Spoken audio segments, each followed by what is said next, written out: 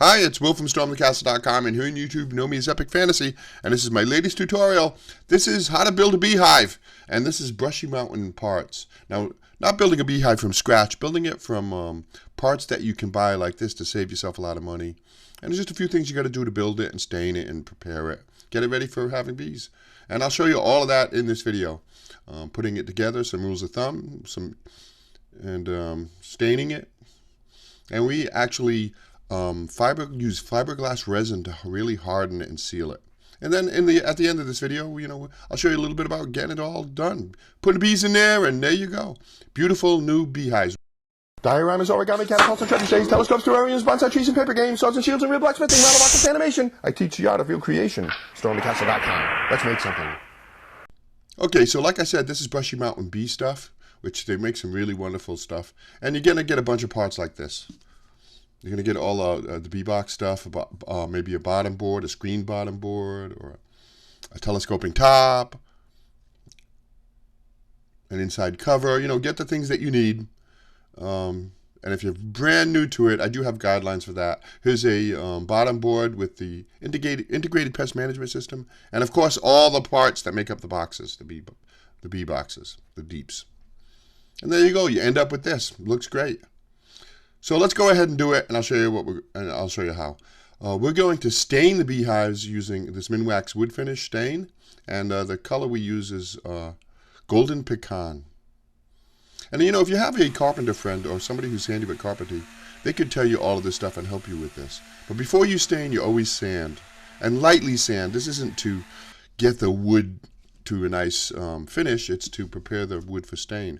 And then after you sand, you wipe it all down with a damp cloth, and then go ahead and stain. And a big thing about staining is that only stain all the external areas of the hive. You don't want to stain the insides for the most part, to keep just the stain away from the bees. Although we stain the bottom boards because they do get a lot of weathering. Right there's a bottom board. And stain is, you can apply it thicker and you can let it stay longer to get a darker stain. But we're going to do a second coat of stain, but first let's build those boxes, those supers. It's really, really very simple. You put some glue, you get yourself 4 parts that make up one of the boxes, and put some glue into the corrugations there, and assemble it, all 4 pieces. And a lot of people use nails. We're going to use screws for a stronger hold. But just a quick rule of thumb here, you're going to be stacking boxes on top of each other, and you have to put parts inside, so everything has to be nice right angles. You want everything to be, you want that to be a beautiful rectangle that's not tilted or slanted one way or the other, because that can get a little bit out of hand and look a little sloppy once you start stacking boxes on top of each other, right? And I'll show you what to do with that. You've got your 4 pieces assembled, and a mallet really comes in handy for this. See that? And later, don't forget to wipe off all that excess glue that squeezes out.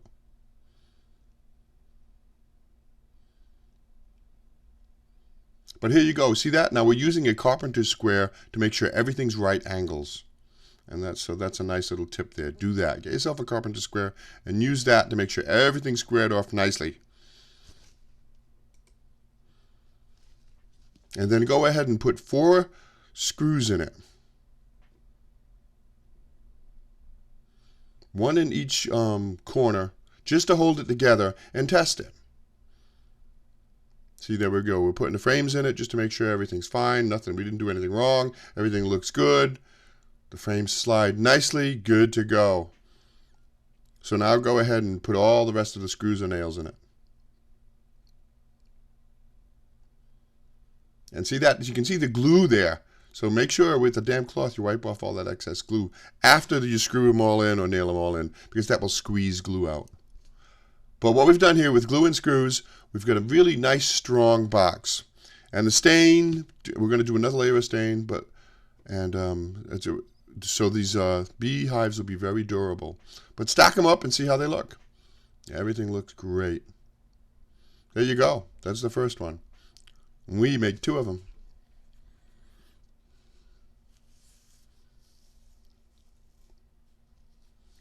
So now, second coat of stain. Use a fine grit sandpaper or emery paper.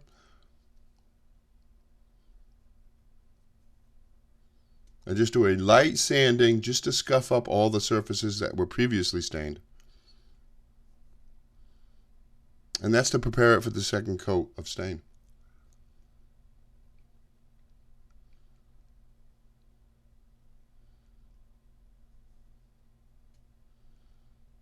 And use a damp cloth to wipe it all off, because there's going to be a little bit of grit and a little bit of wood finings on there. And go ahead and stain it again.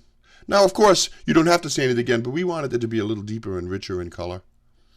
And another coat of stain does help with the preservation of the beehive over time. See, there you go. I like this angle with the light. It shows you the stain going on.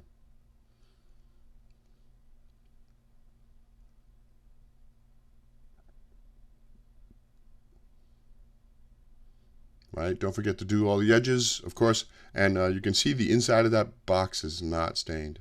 That's because that's where bees will come in contact with it. And for the health of the bees, it's a good idea to leave all of that internal stuff alone. It just remains pure wood, just raw wood.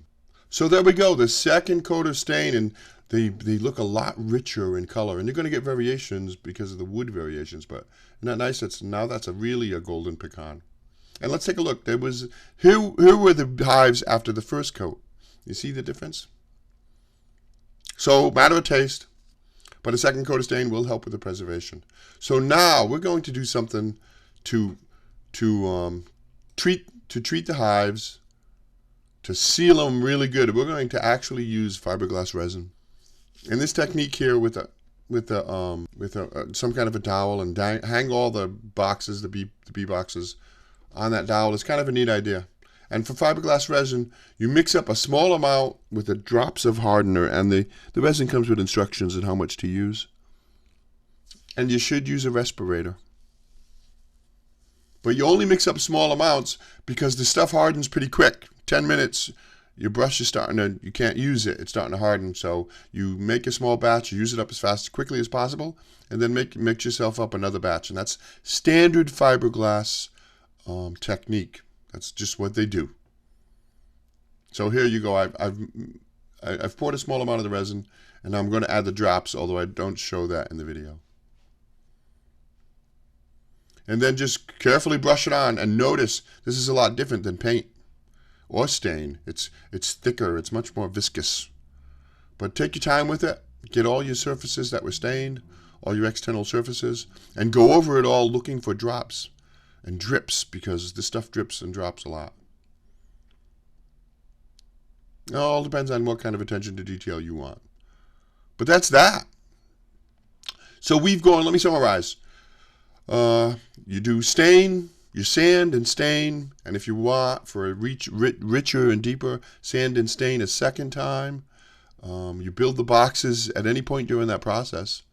And then seal it all with some kind of a sealant, and we used fiberglass resin as our sealant.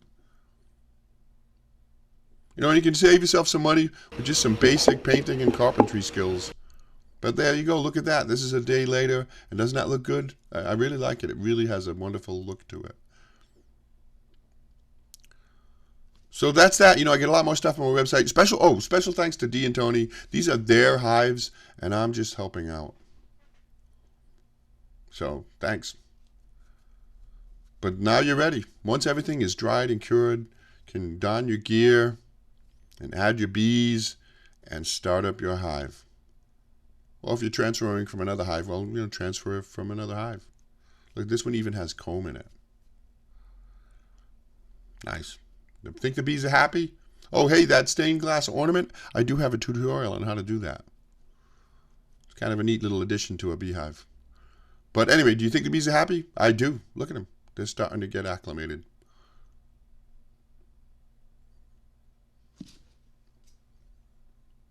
Thanks for watching that video. I hope you enjoyed it. If you're a subscriber, thanks for subscribing to my channel. If you're not a subscriber, hit that button. I always have lots of fun and interesting and very creative projects. I do 2 new ones every week. As an example, here's a couple more videos you might want to watch.